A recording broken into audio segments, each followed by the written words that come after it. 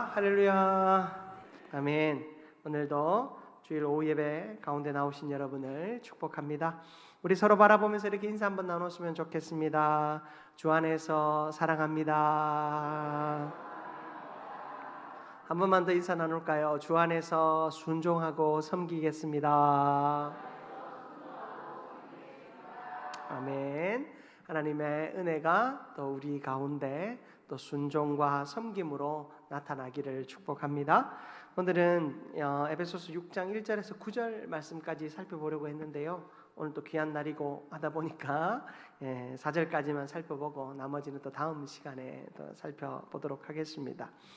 오늘 말씀은 이 가정 안에서의 질서를 통해서 교회의 질서를 세우시는 하나님의 뜻을 이야기하고 있습니다. 여러분, 질서는 참 중요합니다. 여러분 혹시 뭐 직장이나 또 우리 여기 어린 아이들이 있는데 학교에서 또 유치원에서 대피 훈련을 받아 보신 적이 있는지 모르겠습니다. 대피 훈련의 가장 기본이 뭡니까? 질서죠, 질서. 질서를 가장 잘 지키는 것이 중요하고 또 그 대피 훈련의 전부가 뭐냐면 사실은 질서 훈련이에요. 내가 뭔가 하지 않더라도 질서 있게 움직이면 살 수 있습니다. 그게 사실은 대피 훈련의 목적이죠.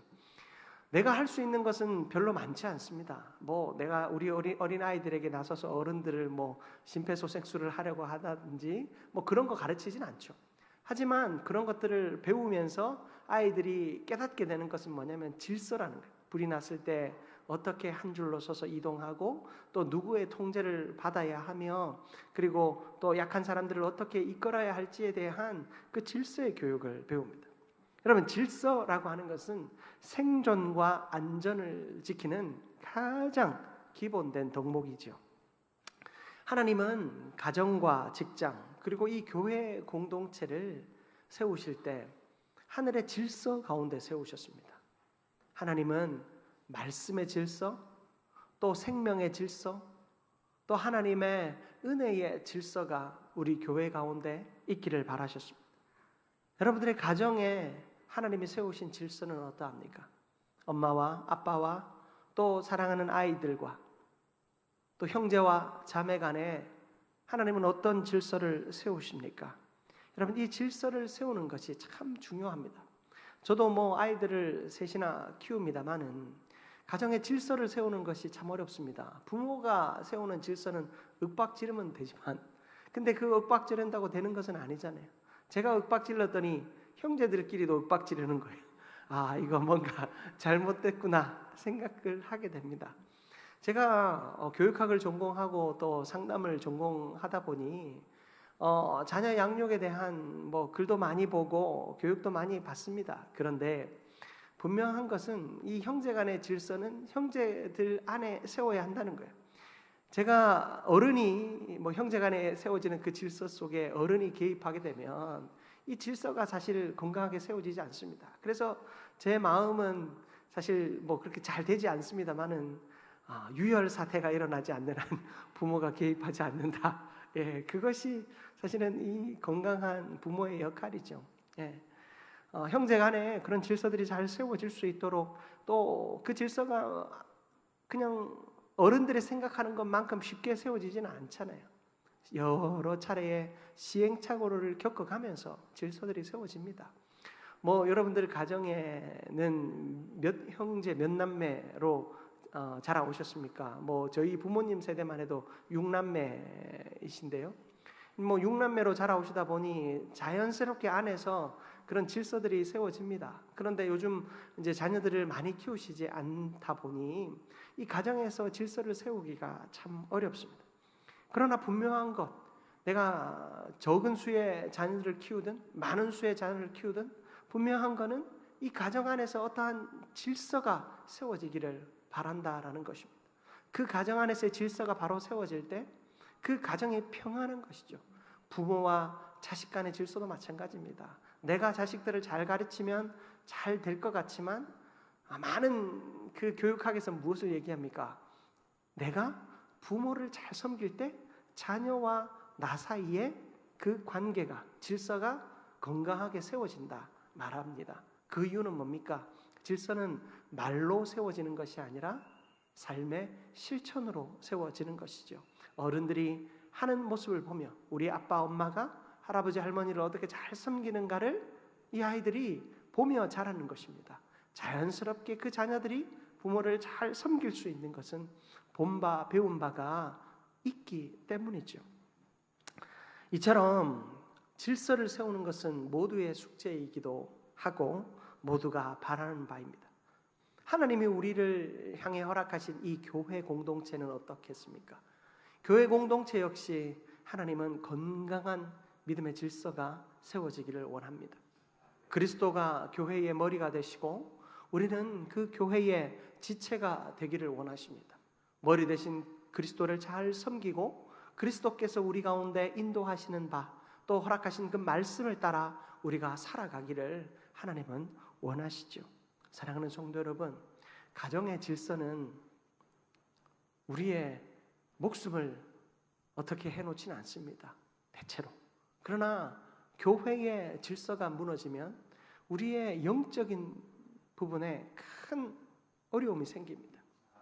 생명의 말씀으로 또 그 말씀 안에 순종하며 살아갈 때 우리의 영생이 보장되어지고 또 그 영생의 삶을 우리가 기쁨으로 살아낼 수 있지 않습니까?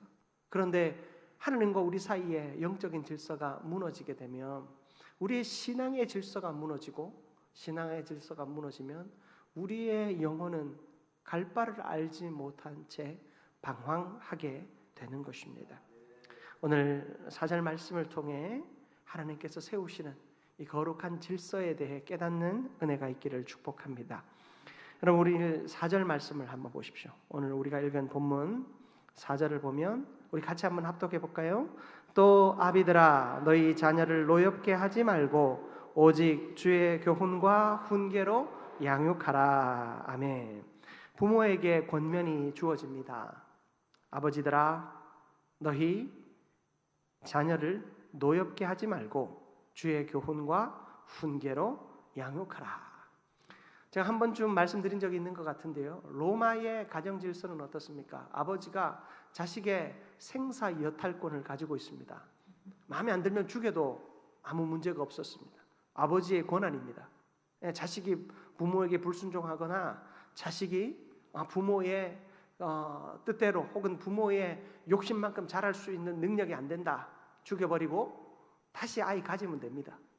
우리는 지금은 상상도 할 수 없는 권한이 아버지에게 있었다라는 겁니다.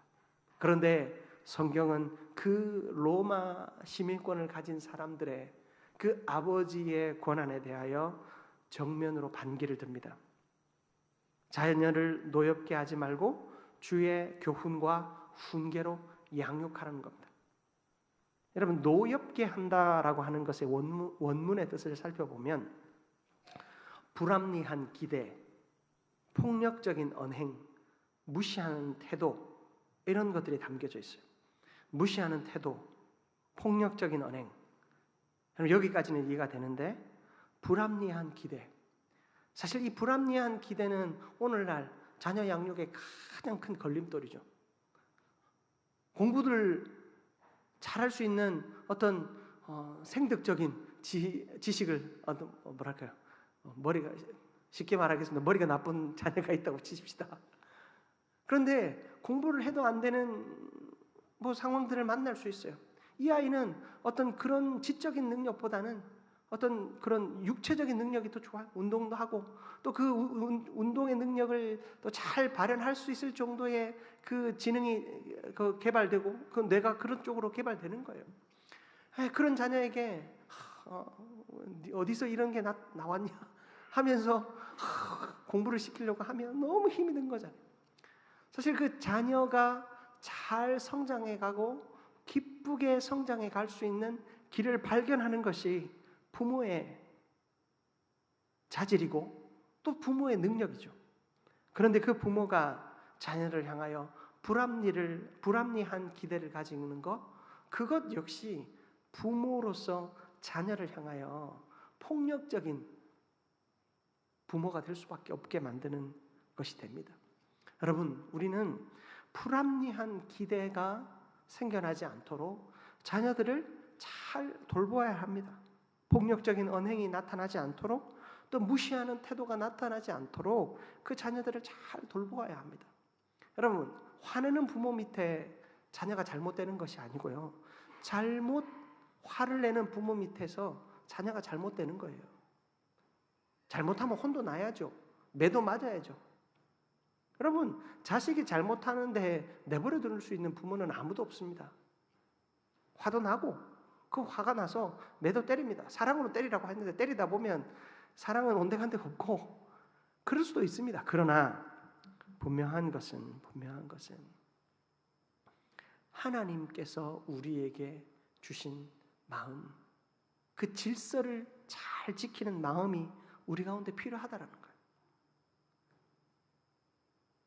자녀들을 훈계하되 노엽게 하지 않는 것, 참으로 중요합니다. 여러분, 또 이어지는 말씀에 주의 교훈과 훈계로 양육하라라고 되어 있죠. 노엽게 한다라는 말의 뜻은 알았습니다. 그럼 주의 교훈과 훈계로 한다라는 것은 무엇이겠습니까? 말씀과 기도로 자녀를 세우는 것을 의미합니다. 여러분, 노엽게 하는 것은 하나님의 뜻을 우리가 알지 못하니 나의 욕망과 욕심과 나의 기분과 혹은 나의 분으로, 나의 감정으로 자녀들을 양육합니다.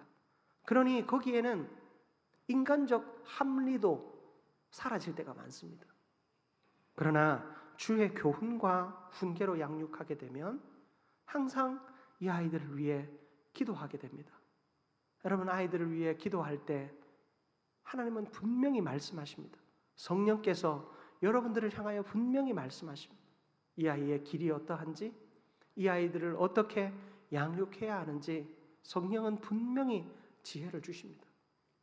여러분, 그 말씀과 기도 가운데 자녀들을 양육할 때 여러분, 우리는 일부러 노력하지 않아도 자녀를 노엽게 하지 않습니다. 우리는 하나님의 말씀 안에 그리고 기도하며 자녀를 양육해야 합니다. 여러분, 이것이 교회의 질서 가운데 적용되어질 때 어떠합니까? 여러분, 교회의 질서 역시 마찬가지입니다. 교회 공동체는요, 세대를 아울러 모이는 곳입니다. 교회는 우리 노년의 성도들도 있지만 이 갓난장이 우리 아기들도 있습니다. 여러분, 그 공동체가 어른은 말씀을 잘 이해하고 헌금도 잘하고 봉사도 잘하니 쓸모있고 아이들은 아무 쓸모없는 존재다. 여러분, 그렇게 여기면 교회 공동체가 건강하게 세워지지 않잖아요. 청년들을 바라보면서 저 친구들은 헌금도 얼마 안 하는데 별로 우리 어른들은 헌금도 열심히 하시니 좋아. 그럼 그건 교회가 장사하는 곳이죠.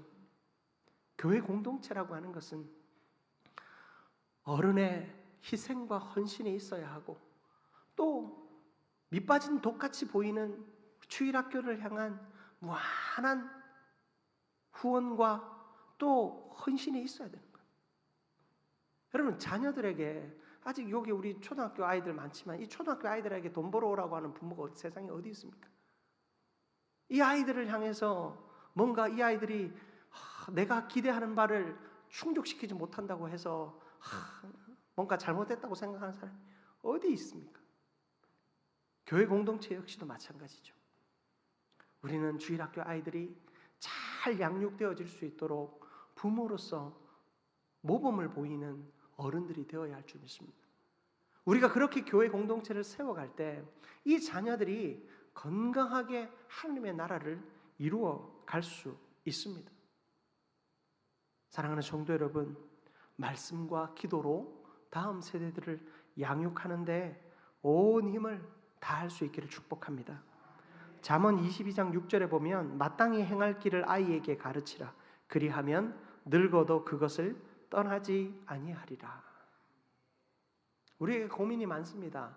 우리 자녀들이 어떻게 하면 말씀 안에 믿음으로 잘 양육되어질 것인가 고민 많지만 여러분, 그 고민의 끝에는 결국엔 뭐가 있어야 합니까?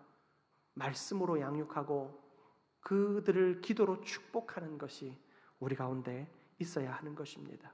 그러면 늙어서도 그 믿음의 자리를 떠나지 않을 것입니다. 오늘 우리가 여름사역보고회를 가지는데요, 그저 아이들이 한번 나와서 찬양하고 들어가고 성경학교 어떻게 했다 한번 듣고 끝나는 시간이 아니기를 축복합니다. 여러분, 이 시간들을 통해서 우리가 다음 세대들을 위해 더 기도할 수 있는 공동체 되기를 바랍니다. 하나님, 우리 한민교회가 불합리한 기대를 가지고 저들에게 서 있지는 않습니까? 하나님, 우리가 폭력적인 언행으로 아이들을 대하고 있지는 않습니까? 무시하는 태도로 주일학교를 바라보고 있지는 않습니까? 여러분, 모든 것이 부족해 보이는 저들이 우리의 수고와 헌신을 통해 건강하게 성장됨을 믿고, 여러분들, 우리 자녀들을 잘 세워가는 것이 교회를 아름답게 세워가는 것임을 우리가 신뢰하고, 오늘도 우리 아이들을 위해 뜨겁게 기도하고 또 믿음으로 잘 양육하는 우리 한민교회 모든 성도들 되시기를 주님의 이름으로 축복합니다.